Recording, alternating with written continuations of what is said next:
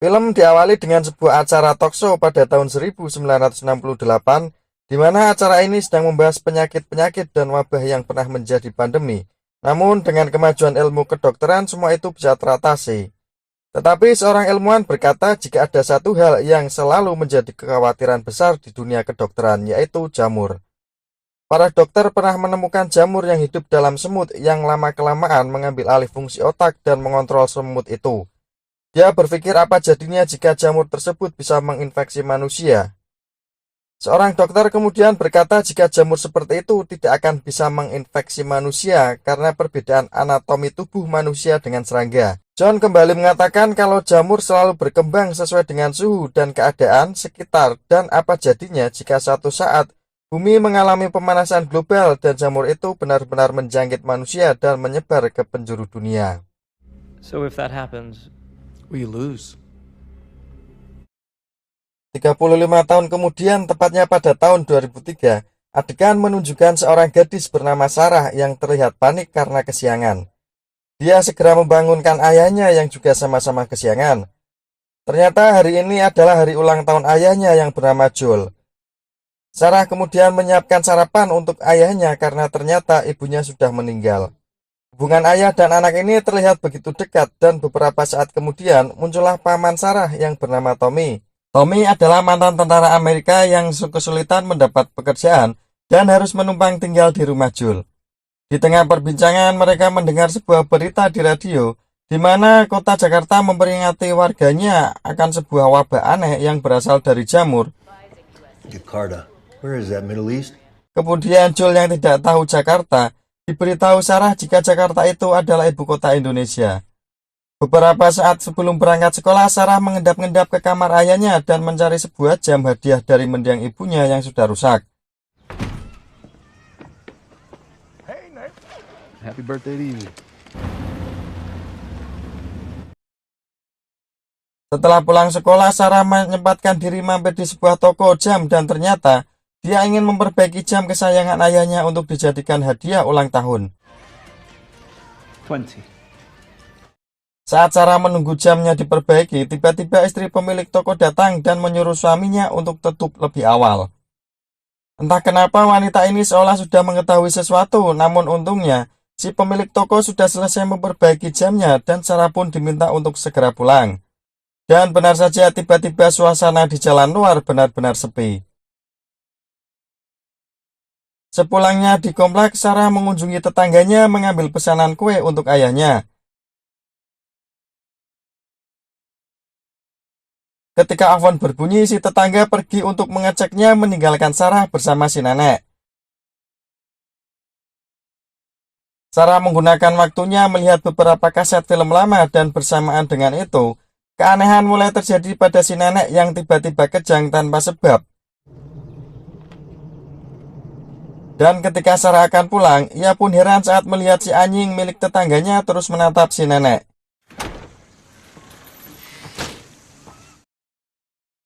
Singkat waktu, Joel pun pulang dan meminta maaf karena harus lembur dahulu sehingga dia harus terlambat pulang.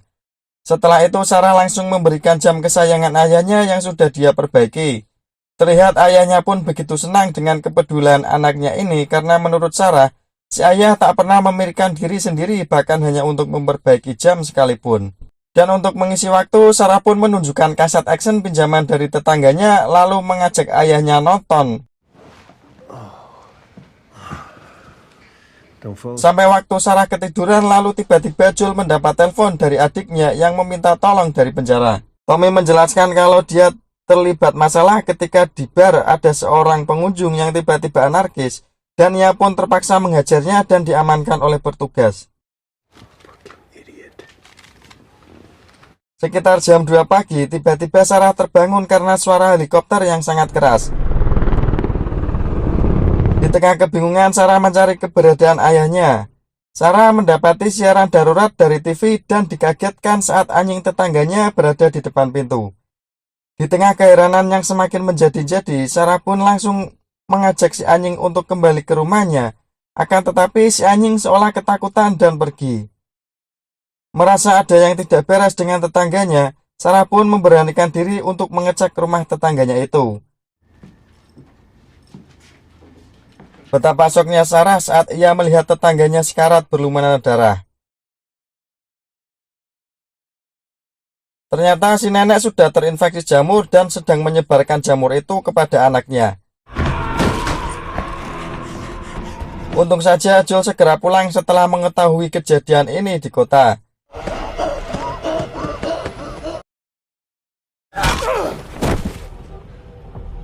Ketika Joel menenangkan Sarah, Tommy pun meminta mereka untuk segera pergi dari komplek. Dalam perjalanan, Tommy menjelaskan kalau menurut pemerintah kejadian ini disebabkan semacam wabah dari parasit dan dampaknya sampai membuat komunikasi lumpuh. Akibat banyaknya warga yang mengungsi, jalan tol pun macet. Tak ingin keadaan semakin memburuk, mereka memotong jalur untuk mencari jalan alternatif. Namun sialnya pemerintah mengerahkan pasukan militer di perbatasan agar tidak ada yang bisa melintas. Di tengah kebingungan, mereka pun harus secepatnya mencari jalur lain hingga saat mereka melintasi kota. Kekacauan pun semakin menggila.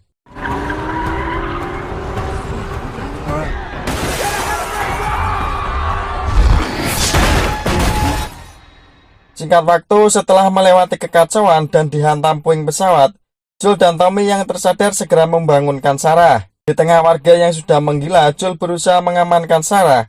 Keadaan yang semakin rusuh itu pun membuat Joel dan Tommy harus terpisah. Tommy menyuruh Joel untuk mencari jalan lain walaupun harus menggendong putrinya yang terluka. Tak lama berjalan, Joel mendapati para warga yang terinfeksi sedang menularkan jamur dari mulutnya dan salah satunya mengejar Joel.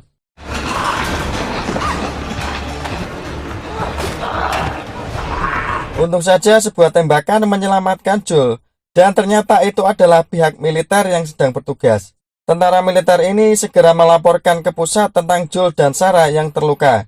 Namun anehnya tentara ini seakan kaget saat mendengar perintah dari atasannya. Tanpa disangka-sangka ternyata militer tidak ingin ambil resiko dan memerintahkan siapa saja di kota ini untuk dihabisi. I'm sorry.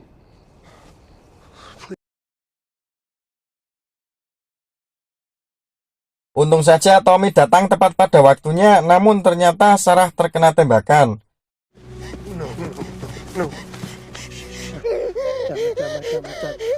Come on, baby. Tommy, help me! Sungguh tragis sekali, Joel pun harus kehilangan satu-satunya putri tercintanya tepat di dalam pelukannya. Cerita beralih 20 tahun kemudian, tepatnya di tahun 2023, seorang anak kecil berjalan sendirian di tengah hutan dan melihat kota yang sudah porak-poranda karena wabah zombie yang sudah melanda seluruh dunia. Si anak sampai di sebuah pos penjagaan kemudian pingsan. Para penjaga membawa anak itu ke tempat pemeriksaan, dan setelah diperiksa ternyata anak itu telah terinfeksi dengan tanda nyala merah pada alat pengecekan. Para petugas kemudian menyuntik anak itu dan memberikannya kesempatan untuk bersenang-senang. Diceritakan kalau para petugas tadi adalah petugas keamanan zona karantina sebuah kelompok bernama Fedra.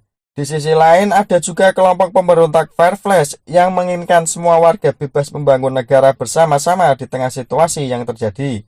Adegan kemudian menunjukkan Joel yang bekerja sebagai buruh untuk mendapatkan bayaran. Pembayaran pada masa pandemi ini menggunakan kertas yang dibuat oleh Fedra. Ketika di tengah kota menyaksikan beberapa orang yang akan menerima hukuman mati karena berusaha kabur dari komunitas, Joel melihat seorang penjaga yang menunjukkan isyarat untuk mendekat.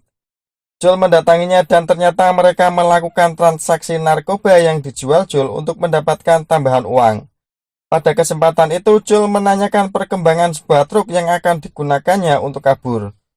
Joel mempunyai rekan bernama Tess yang mendapatkan sebuah aki untuk truknya.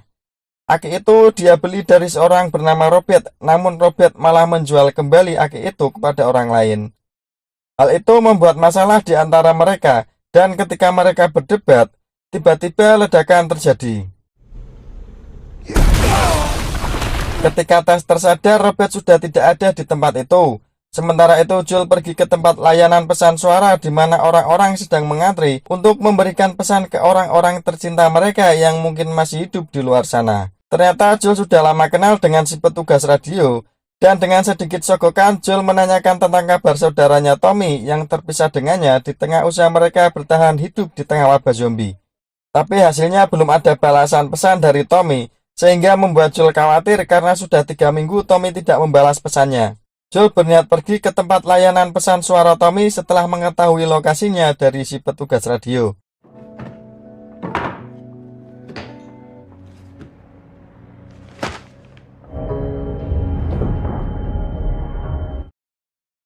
Keesokan harinya Joel melihat luka pada wajah Tess. Kemudian Tess mengatakan kalau luka itu didapat dari anak buah Robert yang mengambil kembali aki yang sudah dibayarnya dan menjual kembali pada orang lain. Mengetahui hal itu, Joel pun marah dan bergegas mencari keberadaan Robert.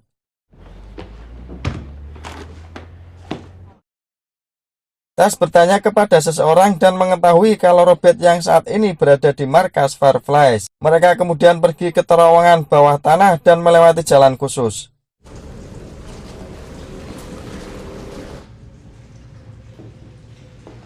Beberapa waktu kemudian mereka sampai di sebuah tempat dan dikejutkan oleh zombie dalam keadaan kering yang diperkirakan mati karena tidak mendapat mangsa dalam waktu lama. Mereka melanjutkan perjalanan sampai akhirnya mereka sampai di markas Fireflies, di mana mereka menemukan Robert dan timnya telah tewas. Mereka juga menemukan akinya, tapi ternyata aki itu adalah barang rusak. Setelah itu mereka mendengar suara dari lorong sebelah dan dikagetkan seorang gadis yang mencoba menyerang. Ternyata suara yang didengar Joel adalah Merlin. Merlin adalah pemimpin Fireflies yang sudah dikenalnya. Merlin dan timlah yang sudah menghabisi Robert dan kawan-kawan karena menjual aki rusak kepada mereka. Joel bertanya kepada Merlin untuk apa membeli aki itu dan dijawab kalau dia membutuhkan untuk sesuatu yang sangat penting berkaitan dengan gadis bernama Ellie yang menyerang Joel. Teman Merlin memotong pembicaraan dan mengatakan kalau gara-gara baku tembak tadi membuat Fedra mengetahuinya dan akan segera datang ke tempat itu. Dalam kondisi terluka, Merlin meminta Joel dan Tess membawa Ellie kepada kelompok Fireflies yang sudah menunggu di sebuah tempat bernama Old State House, dan sebagai imbalannya kelompok Fireflies akan memberikan aki yang dibutuhkan Joel, bahkan apapun yang Joel perlukan. Setelah sedikit berdiskusi, Joel dan Tess setuju untuk mengantar Ellie ke tempat itu. Pada malam harinya mereka bertiga menyelinap keluar zona karantina melewati jalan rahasia. Beberapa saat kemudian mereka ketahuan salah satu petugas yang ternyata itu adalah petugas pelanggan Joel, namun petugas itu memaksa Joel dan yang lain berlutut dengan tangan di belakang kepala. Si petugas ingin memastikan kalau mereka tidak terinfeksi, dan ketika dia akan memeriksa, Ellie mencoba menusuknya dan membuatnya akan menembak Ellie. Joel berusaha mengendalikan keadaan, namun ketika petugas ngotot ingin menembak Ellie, Joel teringat dengan masa lalunya dan dengan refleks Joel menyerang petugas itu sampai tewas. Tess kemudian mengambil alat, ternyata alat itu menunjukkan hasil kalau Ellie telah terinfeksi, tapi Ellie mencoba menjelaskan kalau infeksi itu tidak berlaku padanya dengan menunjukkan bekas luka di tangannya yang sudah 3 minggu namun tidak mengalami gejala apapun. Di tengah keterbatasan waktu, mereka tidak memperpanjang pembahasan luka itu dan bergegas pergi sebelum petugas lain datang. Sampai di sini The Last of Us episode 1 berakhir dan kita sambung episode 1, 2, dan 3 di postingan selanjutnya.